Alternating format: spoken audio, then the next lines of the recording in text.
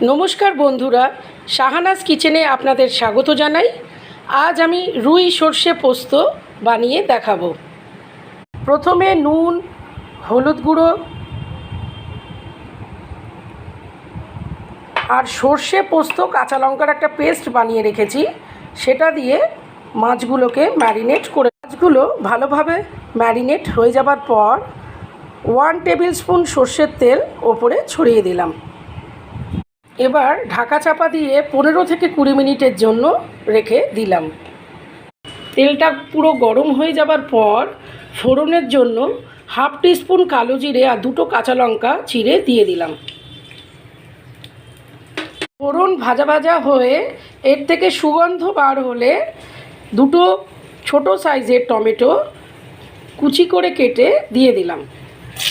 Tomato হালকা ভাজা ভাজা হলে এবার এক এক করে ম্যারিনেটেড মাছগুলো এর মধ্যে দিয়ে দিলাম। মাছ দেবার পর সর্ষে পোস্ত আর কাঁচা লঙ্কার যে পেস্টটা ছিল সেটাও দিয়ে দিলাম।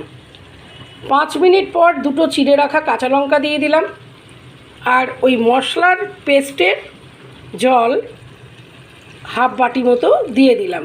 মিনিট 7 পর মাছগুলো উল্টে দিলাম। আমার রুই সর্ষে পোস্ত এবার রেডি হয়ে গেছে। সার্ভ করবার জন্য।